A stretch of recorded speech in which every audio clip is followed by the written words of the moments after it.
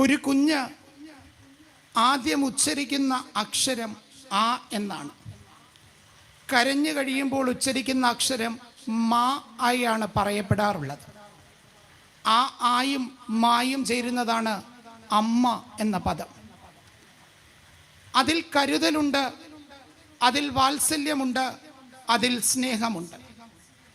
അമ്മയെ പറ്റി കാലം ചെയ്ത മർത്തോമ സഭയുടെ സഫ്രഗ്രൻ മെത്രാപ്പോലിത്തയായിരുന്ന അത്താനാസിയോസ് തിരുമേനി ഒരിക്കൽ മാരാമൺ കൺവെൻഷനിൽ പറഞ്ഞത് ഓർക്കുന്നുണ്ട്. അത് ഇപ്രകാരമാണ്: പ്രഭാത പ്രാർത്ഥനയ്ക്ക് പള്ളിമണി അടിക്കുന്നതിന് മുമ്പ് അടുക്കളയിലെ തവികളോടും പാത്രങ്ങളോടും സംസാരിക്കുന്ന ഒരു ജീവനുണ്ട് വീട്ടിൽ.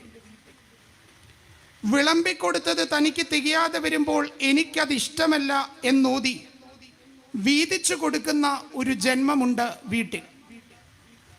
പരിഭവങ്ങളില്ലാതെ പവിത്രമായൊരു സ്നേഹം പറഞ്ഞു തന്ന ഒരു നനഞ്ഞ പൂവുണ്ട് വീട്ടിൽ.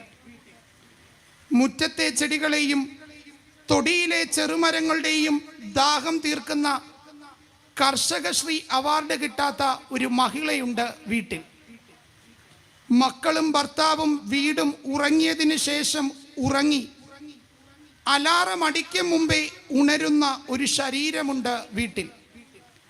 അടുക്കളയിലെ ചൂടും ചൂരും നുകർന്ന് സ്വയം ശുദ്ധവായു ശ്വസിക്കാൻ മറന്ന ഒരു മറവിക്കാരിയുണ്ട് വീട്ടിൽ. പുറത്തുപോയവർ വീടണയും വരെ ഉള്ളിൽ തീ നിറച്ച് തേങ്ങലോടെ കാത്തിരിക്കുന്ന ഒരു ഹൃദയമുണ്ട് വീട്ടിൽ. സമാധാനത്തിനുള്ള നോബൽ സമ്മാനം ലഭിക്കാതെ പോയ മദർ തെരേസയുണ്ട് വീട്ടിൽ. പത്രാസ് കാണിക്കാൻ മറന്നുപോയ ഒരു നിലവിളക്കുണ്ട് വീട്ടിൽ. സ്വയം ശ്രദ്ധിക്കുവാൻ മറന്ന് മറ്റുള്ളവരെ പരിപോഷിപ്പിച്ച് എല്ലും തോലുമായ ഒരു നനഞ്ഞ ജീവിതമുണ്ട് വീട്ടിൽ.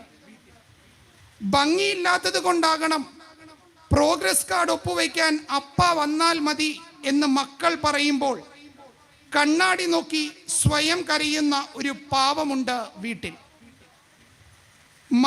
മകൻ യാത്ര പറഞ്ഞ് പടിയിറങ്ങുമ്പോൾ മറ്റൊരു പ്രസവ വേദന അനുഭവിക്കുന്ന ഒരു മാലാഖയുണ്ട് വീട്ടിൽ.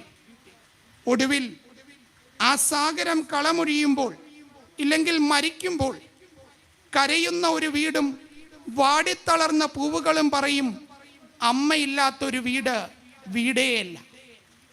അതെ, അമ്മയില്ലാത്തൊരു വീട് വീടേയല്ല.